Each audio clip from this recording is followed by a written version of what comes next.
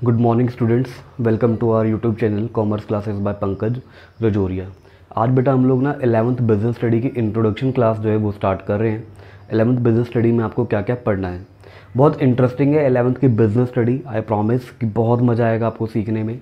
तो स्टार्ट करते हैं एक बार थोड़ा सा इंट्रोडक्शन कि 11th बिजनेस स्टडी में कंटेंट क्या है, क्या क्या चीज़ें हमें यहाँ पर पढ़नी है।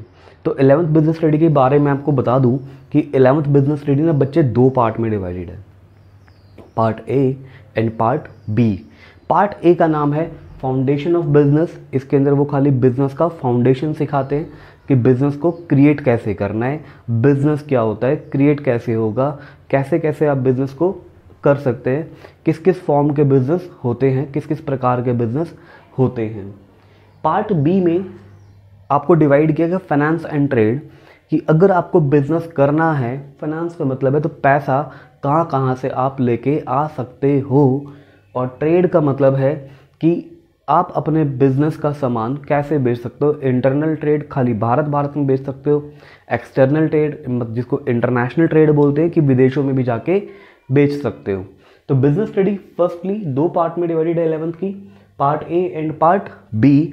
कई सारे जैसे एनसीईआरटी है वो दो बुक्स में डिवाइडेड है, ठीक है जी। तो कई सारे ऑथर ने एक बुक भी बना रखी है। क्लियर है बच्चे? तो हम लोग पार्ट ए का कोर्स कंटेंट डिस्कस करते हैं, फिर हम पार्ट बी का कोर्स कंटेंट डिस्कस करेंगे। पार्ट ए में बेटा में क्या क्या टॉपिक्स पढ़ने हैं। पार्ट ए का नाम क्या है? Foundation of business. फाउंडेशन का मतलब क्या होता है? नींव। फाउंडेशन का मतलब क्या होता है? नींव, बेस। इसमें हम सबसे पहले क्या सीखेंगे? Nature and purpose of business, कि बिजनेस का नेचर क्या होता है, बिजनेस होता क्या है, बिजनेस के बारे में सीखेंगे।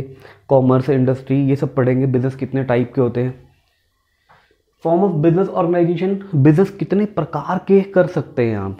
अकेले रह के कर सकते हो, किसी के साथ पार्टनरशिप में कर सकते हो, कंपनी बना के कर सकते हो, ठीक है, पूरा परिवार मिल के कर सकते हो, जॉइंट हिंदू फैमिली से बोलते हैं। Private, public and global organisation, इसके अंदर हम सीखेंगे कि जो गवर्नमेंट की संस्थाएं होती है वो किस तरीके से काम करती हैं। ग्लोबल ऑर्गेनाइजेशन, जो बिजनेस की जो बड़ी बड़ी जो मल्टीनेशनल कंपनीज होती है वो कैसे काम करती है। बिजनेस सर्विस के अंदर हम लोग पढ़ेंगे कि सर्विस सेक्टर का पूरा डिटेल पढ़ेंगे कि सर्विस सेक्टर के अंदर कौन कौन से बिजनेस इंडस्ट्री जो है वो काम कर रहे हैं। जैसे इंश्योरेंस सेक्टर कैसे काम करता है, बैंकिंग सेक्टर कैसे काम करता है, इनको डिटेल में समझेंगे। Emerging mode of the business, यहाँ पर हम सीखेंगे इमर्जिंग मोड ऑफ बिजनेस के अंदर ई कॉमर्स एक्चुअल में, कि आजकल बिजनेस को जब ऑनलाइन प्लेटफॉर्म पे इतना पसंद किया जा रहा है तो ऑनलाइन प्लेटफॉर्म पे बिजनेस कैसे होता है, ये हम पढ़ेंगे चैप्टर नंबर 5 में। 6 पढ़ेंगे सोशल रिस्पॉन्सिबिलिटीज़, कि आप जब बिजनेस करते हो तो आपकी सामाजिक रिस्पॉन्सिबिलिटी क्या आती है, आपको कुछ ना कुछ सोसाइटी के टुवर्ड्स भी करना चाहिए। आपको सोसाइटी के टुवर्ड्स क्या क्या करना चाहिए वो हम पढ़ेंगे सोशल रिस्पॉन्सिबिलिटी के अंदर।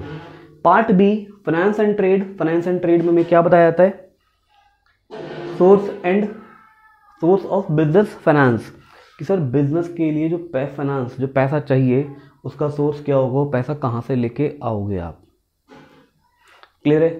स्मॉल बिजनेस एंटरप्राइजेस, इंडिया में बहुत सारे स्मॉल बिजनेस एंटरप्राइजेस भी ऐसे कि पैडलर्स जैसे बोलते हैं ना, कि रेडी पटरी वाले, तो वो किस किस प्रकार के हैं हमारे पे स्मॉल बिजनेस, और वो कैसे काम करते हैं, उनके लिए गवर्नमेंट ने क्या क्या फैसिलिटीज़ दे रखी है, ये सब भी हम आपको सिखाएंगे।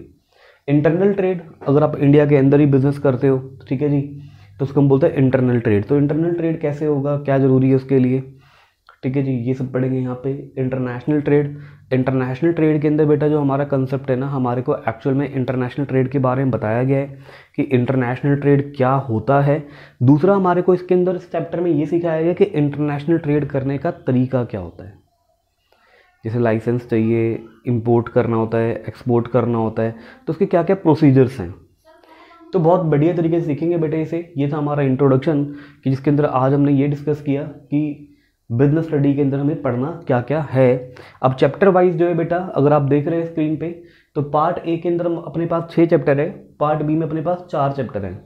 हमने नाम जो है ना बेटा वो ऐसे लिए 1 to 10, बुक्स में भी आपको ऐसे गिवन है, ठीक है जी। पहले 6 चैप्टर आपके पार्ट ए का पार्ट है, बाकी के जो 7 to 10 जो है वो पार्ट बी का पार्ट है।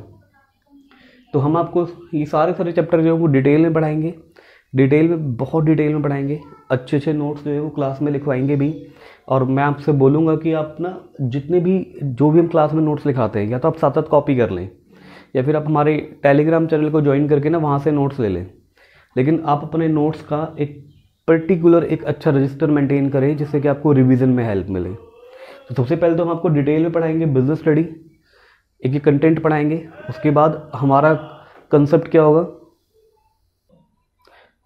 कंसेप्ट क्या है हमारा बेटा, कंसेप्ट के अंदर हम लोग बात करते हैं यहाँ पे कि हमने एक एक क्वेश्चन करना है, एक एक केस स्टडी करनी है, एक एक क्वेश्चन भी करा देंगे, ठीक है, जिससे कि आपका पूरा का पूरा बैलेंस बन जाएगा। और मैं आपको बताया दूँ कि 11th की बिजनेस स्टडी के अंदर और 12th की बिजनेस स्टडी के अंदर केस स्टडी एक बहुत बड़ा फैक्टर है। जितनी ज़्यादा केस स्टडी आप हमारे साथ यहाँ पे डिस्कस कर लेंगे ना बेटा क्लास के अंदर, कई सारी केस स्टडी तो मैं आपको टॉपिक के साथ साथ करा दूंगा कि ये टॉपिक पढ़ा बेटा, इस टॉपिक के अंदर ये केस स्टडी जनरेट हो सकती है, जिससे कि मैं कोशिश करूँगा कि मैक्सिमम केस स्टडी मैं आपको करा दूँ। ठीक है जी, तो आज की क्लास में हम लोग इतना ही ख़त्म करते हैं। तो आपको इंट्रोडक्शन तो मिल ही गया, अब बारी बारी करके प्लेलिस्ट के अंदर आपको एक एक चैप्टर मिल जाएगा। और मेरी एक राय है कि जब आप पढ़ें तो आपने करना क्या है, आप मेरे चैनल पे प्लेलिस्ट में जाए, प्लेलिस्ट के अंदर आपको बिजनेस स्टडी का 11th का एक अलग से सेक्शन मिल जाएगा। और उस 11th के सेक्शन में बिजनेस स्टडी के अंदर आपको एक एक चीज़ जो कितना भी है कंटेंट है, सारा कंटेंट जो नहीं आपको चैप्टर वाइज मिलेगा बेटे। तो आपको कोई प्रॉब्लम नहीं है, वीडियो ढूंढने में कोई दिक्कत नहीं है, सीधा जाएँ प्लेलिस्ट पे जाएँ और अपना एक वीडियो पे क्लिक करें, अगली वीडियो उसके बाद अपने आप प्ले हो जाएगी। ठीक है जी, तो आ जाओ फिर प्लेलिस्ट के अंदर। Okay, good bye.